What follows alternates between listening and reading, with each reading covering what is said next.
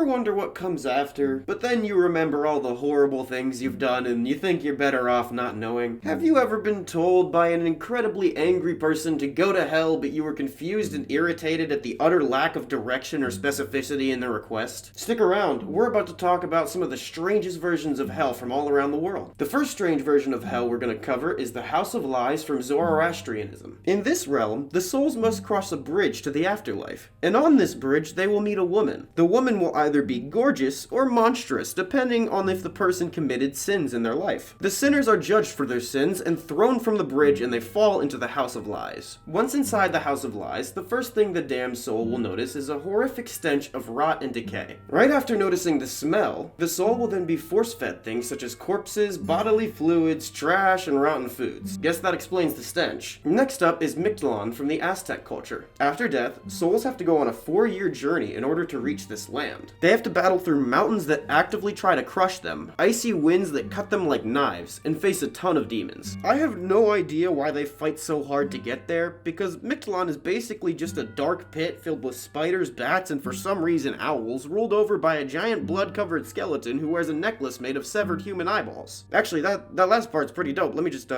take that. What? I like to accessorize. Sue me. You won't be the last. You don't even have to be a bad person to go here. Funny thing is, you can get into their version of heaven and avoid this by being a warrior, dying during childbirth, or if you die by hanging or drowning. Let me get this straight. Your two options to get into heaven instead of spooky skeleton land is dying from childbirth while also in battle, or tying your own noose underwater without learning to swim? No, that's not what this means at all. Next up is Avicii. No, not that Avicii. Pure Land Buddhism Avicii. Usually the imagery of the punishments depicted here are people being boiled alive while being kept in there by these demonic-looking creatures. Avicii was the land of the dead reserved for only the worst offenders. You could only get there if you committed one of the 5 grave sins, which included killing a holy man, a Buddha, or your parents. Avicii is surrounded on all sides by inescapable iron walls, and the land is patrolled by iron fire-breathing snakes and hounds. This hell technically doesn't have to last for eternity, but it will last for trillions of years regardless of your sentence. You can actually die from wounds suffered here, but it makes no difference because you are simply born back into the same hell. Next up is Swedenborg's hell. Emmanuel Swedenborg, a philosopher born in 1688, had a series of visions in which he visited the realms of heaven and hell. His ideology still has active churches to this day. Swedenborg describes hell as a run-down city slum rather than a plain of fire and brimstone. The designates of hell can leave the city whenever they want to, but the problem is, where would they even go? The suffering of the damned comes not from external punishments, but rather they have to fester within the twisted inner world of their own mind for all eternity with no hope of escape, a fate worse than any physical torture. Yeah, I could be an Edgar Allan Poe and say that this is scarier than physical torture, but I'm sure anyone would take that back the second they see Satan holding the searing metal spike that's about to go in their ass. Next up, we got a place called Helheim from the Viking mythology. We all know about the Viking heaven Valhalla, where the dead souls of warriors go after dying gloriously in battle, but what about those unfortunate souls who did not get their skull gloriously busted open in two for Odin? Vikings who didn't die a glorious death end up in Helheim, a cold permafrost latent tundra. The entire land is watched over by a giant eagle named Corpse Eater, who,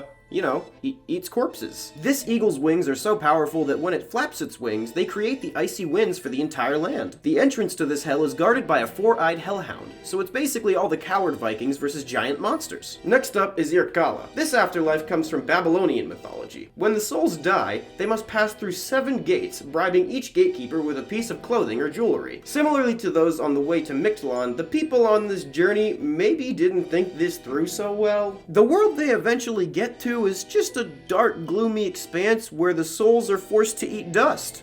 Forever. Also, everyone wears feathers for some reason, just to look nice, I guess. This place was also not a form of punishment. With the exception of some amazing heroes, literally every soul will end up in that crap hole. Last up on the list is something I just thought was hilarious. In Hindu scriptures, there is a hellish realm called Narak. In this realm, the damned are compelled to perform their own punishments rather than being punished by another entity. This hell is divided up into at least 25 realms, and each realm is separated by the type of sin they punish. These realms each have their own unique name. Some are pretty run-of-the-mill, like Forest of Sword Blades, but there are some stranger realms. My favorite realm is named Diarrhea, and you can probably guess what goes on there. Before we go, let's talk about 2 honorable mentions that I found while researching. While these were not exactly what I was looking for in this video, it's still something you probably want to hear about. You know Rastafarianism? Well, in that religion, both heaven and hell are geographical locations on Earth. Ethiopia is heaven, because Rastafarians consider it to be Zion and the location of the creation of man. Apparently Jamaica is hell, because Africans could often end up in Jamaica due to the slave trade, so obviously this area had some serious negative connotations. Next honorable mention is Tartarus from Greek mythology. Before anyone gets mad at me, it's Tartarus, spelled with 2 T's. I am not disparaging any group of people, this is the historical name. In Tartarus, the punishments are decided individually based on each sinner. For an example, a famous sinner called Sisyphus had to push a rock up a mountain. Forever. If you like this video, please subscribe and drop us a like. The cult is almost at 1,000 members, and I want to thank every single member who made that possible. Congratulations to Spooky for winning the giveaway for the AzFk mask. We're probably gonna do another one soon in the future, so make sure you're subbed and have rung that bell so you don't miss out on some free stuff. As always, like, sub, and hit the bell, and I will see you all in Jamaica. Okay, bye.